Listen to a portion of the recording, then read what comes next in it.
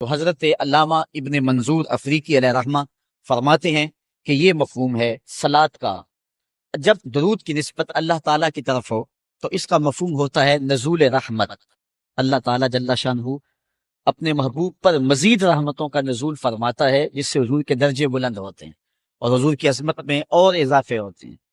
اور جب فرشتوں کی طرف نسبت کی جائے تو فرشتوں کی طرف نسبت بھی دعا کے معنی میں ہے۔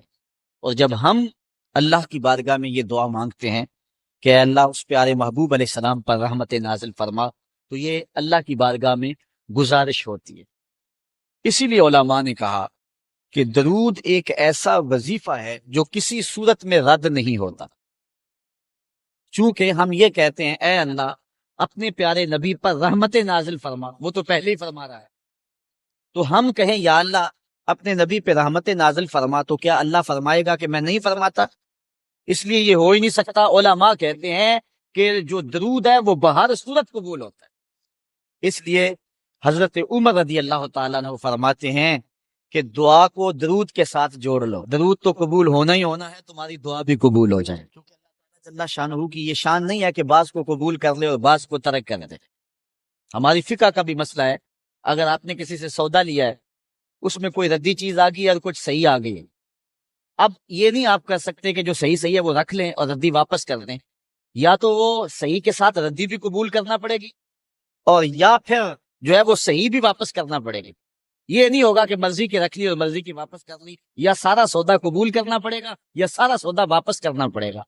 تو اللہ تعالیٰ جل شانہ کے حضور جب درود کے ساتھ دعا مانگی جائے تو پھر اللہ تعالیٰ جل شانہ اس دعا کو چھانٹ کے الگ نہیں کرتا کہ میں نے یہ نہیں قبول کرنی۔ درود کے ساتھ جو مانگی ہوئی دعا ہے اللہ وہ بھی مستجاب فرما لیتا ہے، وہ بھی قبول فرما لے۔ درود پاک وہ بابرکت عمل ہے کہ جو اہل ایمان کو تعلیم دیا گیا۔ علماء نے لکھا کہ زندگی میں ایک مرتبہ درود شریف پڑھنا فرض ہے، اور جب حضور علیہ السلام کا نام لیا جائے اس وقت درود پڑھنا واجب ہے۔ اس کے علاوہ بھی وجوب کے اور بہت سارے مقامات علماء نے بیان کیے، اور نمایاں 40 مقامات علماء نے بیان کیے جہاں درود شریف پڑھنا مستحب ہے، لیکن بعض مقامات پہ درود شریف پڑھنا مکروہ بھی ہے، جس طرح باتھ روم اور اس قبیل کے اور مقامات اور جگہ اور جو ہے وہ احوال ایسے ہیں جہاں درود شریف نہیں پڑھا جائے گا۔ باقی درود شریف وہ بابرکت وظیفہ ہے، وہ مقبول بارگاہ عمل ہے کہ جس کو جتنی بار مرضی پڑھو، ایک تو طبیعت میں اکتاہٹ نہیں ہو، انسان تھکتا نہیں، اور دوسرا اس عمل کی برکتیں اتنی ہیں، اس کا ثواب اتنا ہے کہ حضور نبی رحمت صلی اللہ علیہ وسلم کا فرمان حضرت ابو ہریرہ رضی اللہ تعالی عنہ سے سماعت کر لیجئے کہ حضور علیہ السلام نے ارشاد فرمایا من صلی علیہ صلاۃ واحدۃ صلی اللہ علیہ عشرا، جو میرے اوپر ایک مرتبہ درود پڑھتا ہے اللہ تعالیٰ اس پہ 10 رحمتوں کا نزول فرماتا۔ یہ اس بابرکت وظیفے کا نتیجہ ہے جو بندہ مومن کو نصیب کر دیا جاتا ہے۔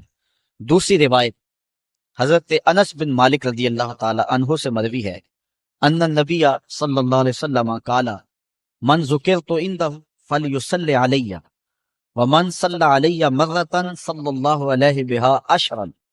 حضور نے فرمایا کہ جس شخص کے سامنے میرا ذکر کیا جائے اس کو میرے پہ درود پڑھنا چاہیے، اس لیے کہ جس نے میرے اوپر ایک مرتبہ درود پڑھا اللہ تعالیٰ اس پہ 10 رحمتیں نازل فرماتا۔ علماء نے ایک بڑی خوبصورت بات لکھی، وہ کہتے ہیں کہ اصل درود پڑھ کر کے اپنے لیے رحمتیں طلب کرنا ہوتا ہے، کہ مصطفیٰ کریم علیہ الصلوۃ والسلام ہمارے درود کے محتاج ہے۔ بندہ کہ میں درود پڑھ رہا ہوں، جب ہم نہیں تھے اس وقت بھی مصطفیٰ پہ درود پڑھا جا رہا، جب کائنات کو خلق وجود بھی نہیں دیا گیا تھا مصطفیٰ پہ درود اس وقت بھی پڑھا جا رہا تھا۔ تو یہ ہم اپنی سعادت مندی حاصل کریں۔ اس کی مثال یہ ہے کہ جو مانگنے والے ہیں وہ 2 طرح کے ہوتے ہیں،